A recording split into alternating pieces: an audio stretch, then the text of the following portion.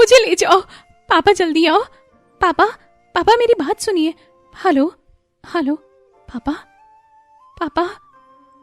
क्या हुआ संगीता? संगीता ने रोते हुए कहा। इतने में उसके हाथ से फोन छूटकर फर्श पर गिर गया और किसी ने अचानक उसके बालों को पकड़कर पीछे की ओर खींचा। कुछ ज्यादा पड़ लग चुके हैं क्या तेरे? क्यों? बोल। नहीं नहीं नहीं।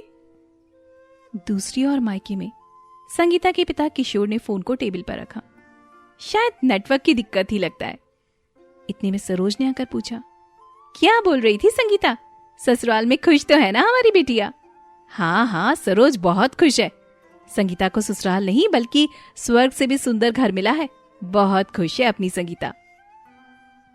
2 महीने पहले सुबह के 10 बज रहे थे और किशोर के घर में चहल पहल थी। किशोर और उनका छोटा बेटा यानी संगीता का छोटा भाई सब मिलकर नए नए पकवान बनाने लगे और घर को सजाने में लगे हुए थे, क्योंकि आज का दिन बेहद खास था। संगीता को देखने लड़के वाले आ रहे थे। बचपन से किशोर ने संगीता को लेकर जो सपने सजाए थे, आज वो अपनी आंखों से उन्हें सच होता दिख रहा था। अरे सरोज, संगीता को जल्दी तैयार करो, हमारी बिटिया आज राजकुमारी लगनी चाहिए। पर ये बोलते हुए किशोर की आंखों में आंसू थे। जिस आंगन में संगीता बचपन से खेली, अपने पिता की उंगली थामकर बड़ी हुई, हर वो छोटी यादें, जैसे किशोर का संगीता के बालों को बनाना, उसके लिए घोड़ा बनना, संगीता को स्कूल छोड़ना, रात के वक्त कहानियां सुनाना, बचपन में उसके गुड्डे गुड्डियों के खेल में हिस्सा लेना, उसके गुड्डे गुड्डियों की शादी करवाना, छोटे छोटे खिलौनों में खाना बना के घर घर खेलना, संगीता के कहने पर साड़ी पहनना, नेल पेंट से लेकर लिपस्टिक तक लगाना, ये सब किशोर और संगीता के बचपन के ही तो पल थे। वो खूबसूरत यादें जो बाबुल के घर से जुड़ी हुई थी। वो बचपन जहां पिता खुद बच्चा बनकर अपनी बेटी के साथ बड़ा होने लगा, अपनी बेटी को रानी बनाने के लिए। कितना प्यारा है ना ये सब कुछ। लेकिन एक दिन विदाई यानी कि बाबुल के घर से जुदाई होना तो ये तय ही था, जहां से ये सब कुछ बदल जाता है। नया घर, नए रिश्ते, नए तौर तरीके। दीदी कहाँ हो आप? ऋषभ संगीता को आवाज लगाकर उसके कमरे में, जहां संगीता आईने के सामने बैठी तैयार हो रही थी। जल्दी करो ना दीदी, वो लोग आते ही होंगे। इतना बोलकर ऋषभ संगीता के पास गया। आज तो मेरी दीदी बहुत सुंदर लग रही है। संगीता ने तुरंत पलटकर जवाब दिया, जा रही हूं ना घर से, इस वजह से तुझे सुंदर लग रही हूं, वरना तेरे लिए तो मैं हमेशा चुड़ैल थी, है ना? आज कैसे सुंदर लग रही हूं तुझे? ऋषभ ने कोई जवाब नहीं दिया और अचानक से उसकी आंखों में आंसू भर आए। अरे पगली, रोता क्यों है? मैं मजाक कर रही थी, मैं आती रहूंगी, जल्दी आऊंगी तुझसे मिलने के लिए। तुरंत संगीता ने अपने भाई को गले लगा लिया और ऋषभ रोते हुए कहने लगा, दीदी जब मैं आपसे लड़ता था तो आप बोलते थे ना कि जिस दिन मैं इस घर से चली जाऊंगी उस दिन तू रोएगा। आप सच बोलती थी दीदी, अब मैं किससे लड़ूंगा? मैं पैसे किससे मांगूंगा? और स्कूल के बड़े लड़कों को आकर कौन धमकी देगा? ऋषभ की आवाज में भावुकता थी। ये पल दोनों भाई बहन के लिए बहुत ही ज्यादा भावात्मक था। लेकिन संगीता जानती थी, अगर वो भी रोई तो ऋषभ खुद को संभाल नहीं पाएगा। बस कर पगले, कितना रोएगा? मेरी विदाई के लिए भी कुछ बचा के रख ले। सुन, मैं तुझसे मिलने आती रहूंगी। अगर तू ऐसे रोया तो मैं भी रोने लगूंगी और फिर मेरा सारा मेकअप खराब हो जाएगा। तेरे जीजा जी फिर मुझे पसंद कैसे करेंगे? हाँ। और तभी कमरे का दरवाजा खुला। सरोज जल्दीबाजी में आकर बोली, तुम दोनों यहाँ क्या कर रहे हो? लड़के वाले आ चुके हैं, जल्दी बाहर आओ। चलो। आप चलिए, हम आते हैं। सरोज वहां से चली गई और संगीता के साथ ऋषभ भी उसके पीछे पीछे जाने लगा। सभी एक जगह इकट्ठा हुए। संगीता का होने वाला पति विक्रम भी वहीं पर बैठा हुआ था। संगीता को उसके बगल में बिठाया गया। तब विक्रम की माँ बोली, दोनों की जोड़ी तो ऐसी लग रही है जैसे राधा कृष्ण की जोड़ी हो। और इस बात पर सभी हंसने लगे। फिर सभी ने मिलकर आपस में बातें करी, चाय नाश्ता किया और किशोर बोला, संगीता और विक्रम को आपस में बातें कर लेनी चाहिए अकेले में। दोनों एक दूसरे को समझेंगे तो ज्यादा अच्छा रहेगा। किशोर की बातों को मानकर संगीता और विक्रम छत पर चले गए। संगीता, आप वाकई में बहुत सुंदर हो। आपसे शादी करके मेरे भाग्य खुल जाएंगे। संगीता शर्माने लगी। नहीं, ऐसा कुछ नहीं है। ऐसा ही है संगीता। वैसे तुम्हारे पापा क्या करते हैं? उन्होंने कभी बताया नहीं। हमारी एक छोटी सी दुकान है कपड़ों की। कितना कमा लेते हैं वो? विक्रम की इस बात से संगीता हिचकिचाने लगी। यही कोई 4-5 लाख रुपए। ज्यादा कुछ मुझे नहीं पता, पर आप ये सब कुछ क्यों पूछ रहे हो? विक्रम ने बात को काट दिया। नहीं, बस वो ऐसे ही। अगर मैं उनसे कम कमाता हूं तो तुम्हारे खर्चे कैसे उठा पाऊंगा? ऐसा नहीं होता। जीवन साथी अच्छा होना चाहिए। 2 लोगों के बीच में प्यार हो तो कम पैसों में भी जीवन चल सकता है विक्रम जी। संगीता की बात से माहौल एकदम से ठीक हो गया और कुछ देर के बाद दोनों बातचीत करके नीचे चले आए। संगीता को विक्रम पसंद आया और विक्रम को संगीता। दोनों ने आपस में हाँ कर दी। दोनों परिवारों ने शादी की तारीख तय करने को कहा, लेकिन लड़के वालों को शादी की कुछ ज्यादा ही जल्दी थी। उन्होंने अगले ही हफ्ते का मुहूर्त निकालकर शादी करने को कहा, लेकिन इतनी जल्दी किशोर के लिए ये सब कुछ करना मुश्किल हो रहा था। देखिए भाई साहब, 1 हफ्ते में शादी करना, हम इतनी जल्दी ये सारी व्यवस्थाएं कहां से करेंगे? किशोर ने विक्रम से कहा। पिताजी देखिए, हमें शादी की इसलिए जल्दी है क्योंकि उसके बाद अगले साल तक कोई मुहूर्त नहीं है। किशोर ने लड़के वालों को बातों में समझा दिया।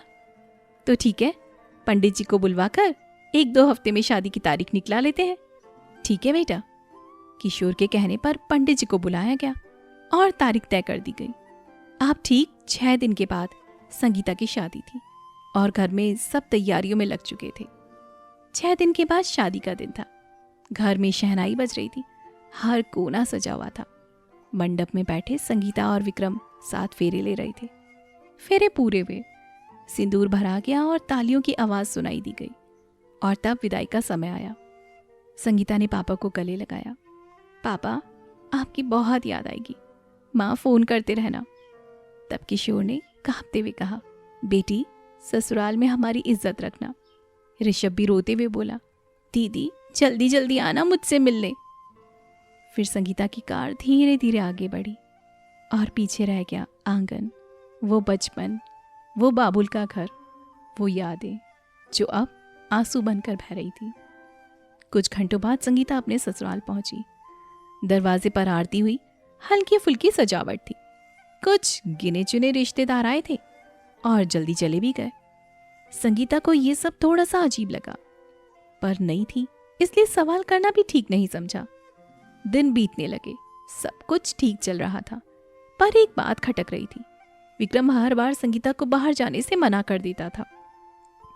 बाहर क्या करना है, जरूरत हो तो मैं सामान ला दूंगा तुम्हें, विक्रम अक्सर यही कहता। एक दिन संगीता रसोई साफ कर रही थी, तभी एक पुराना फोटो आधा जला हुआ रसोई के एक कोने में उसके हाथ में लग गया। संगीता ने जैसे ही देखा, एक तस्वीर में विक्रम किसी और लड़की के साथ शादी के कपड़ों में खड़ा था। संगीता का माथा चकराया। वो भागती हुई विक्रम के पास गई। विक्रम, विक्रम ये कौन है? आप पहले से शादीशुदा थे? आपने मुझे धोखा दिया है विक्रम। मैं अभी इस घर को छोड़कर जा रही हूं। इतना सुनते ही संगीता के चेहरे पर जोर का थप्पड़ पड़ा। घर के बाहर कदम भी रखा तो तेरी टांगे तोड़ दूंगा। हाँ, वो मेरी पहली बीवी थी, पर वो मुझे छोड़कर चली गई। सब खत्म हो गया हम दोनों के बीच। अपनी जिंदगी बर्बाद कर लेता क्या उसके चले जाने के बाद में? छोड़कर चली गई तो क्या करूं? लेकिन विक्रम, तुमने मुझे धोखा दिया है। तुमने ये सच मुझसे छुपा कर रखा। संगीता बैठ के कोने में बैठी रोने लगी। मुझे माफ कर दो संगीता, मैं मजबूर हो चुका था।